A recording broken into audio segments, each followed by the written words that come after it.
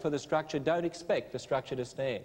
It's like a man who came to me and he said, you know, my sons rebelled against Christianity. They said, why should we obey your rules?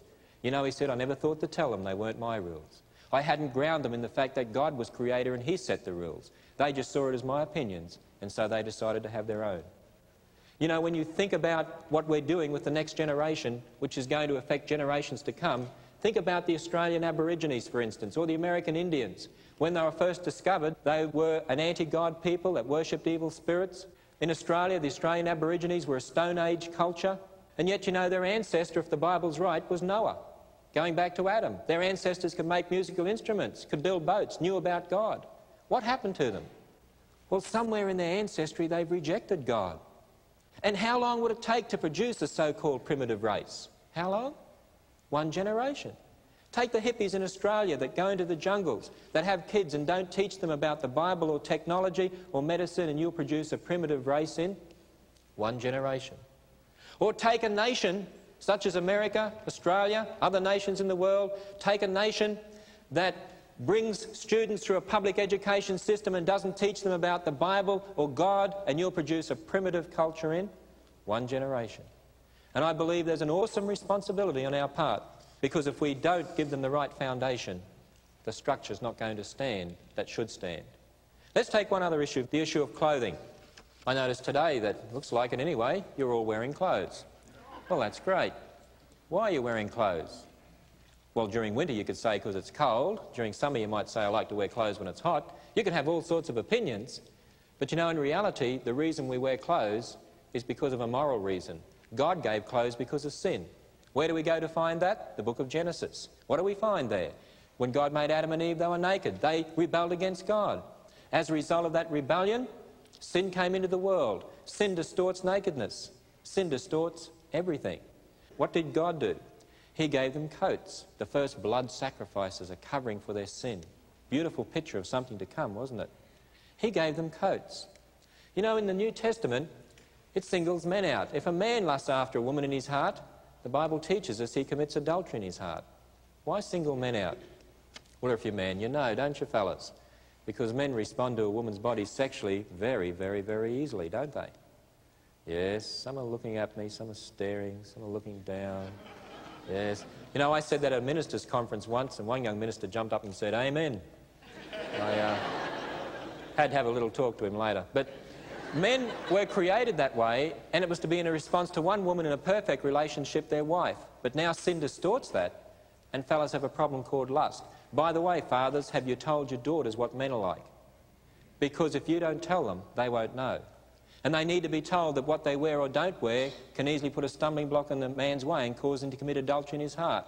And it's not a matter of the fashions of the day, and it's not a matter of fighting with them. You know at home how it goes? You're not going to wear that, daughter, why not? It's not right, why isn't it right? You shouldn't wear that, why not? Because it's wrong, why is it wrong? Because Christians don't wear that, why is it wrong? Because you don't wear that, why not? Because you're not going to wear it, why not? Mum and Dad, you're old-fashioned. Mum and Dad, that's your opinion, I got mine.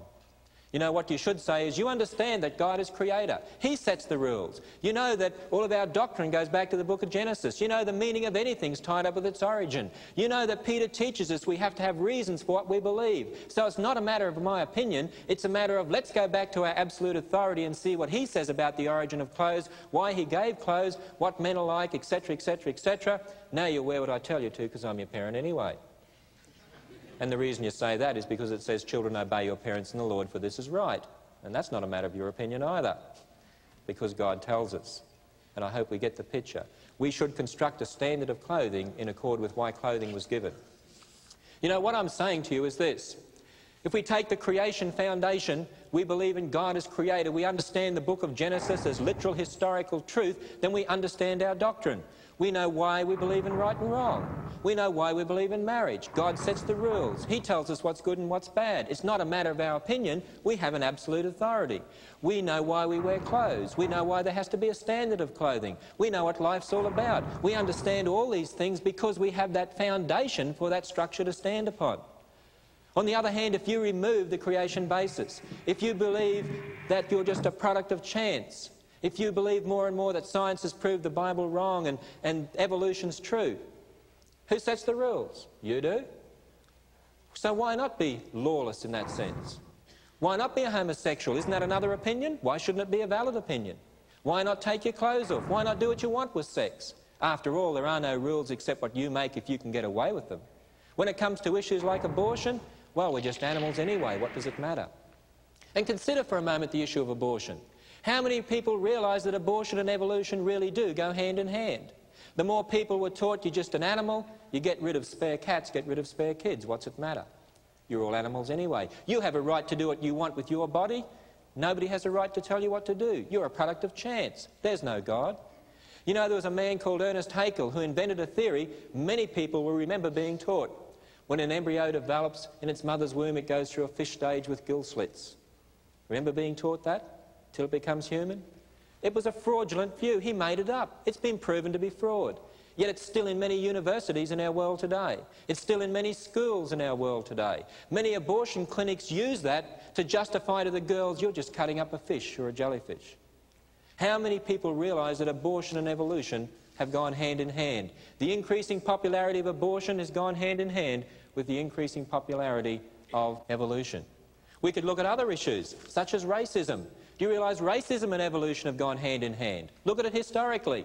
People who believed in evolution said, because evolution's true, different races in the world have evolved to different levels, therefore there are some people who aren't as advanced as others. And when the white settlers first went, for instance, to Australia, to the state of Tasmania, they lined up across the state in various places and shot every Aboriginal they came to. Why? They're just primitives. They won't understand white man technology. They're products of evolution. In fact, in one of the museums down there in Tasmania, it basically tells people that's why, one of the reasons anyway, that they shot them out. Many of the racist ideas in regard to the Negroes were because of people's understanding of evolution, and they said, oh, the adult Negro, he has the intelligence of only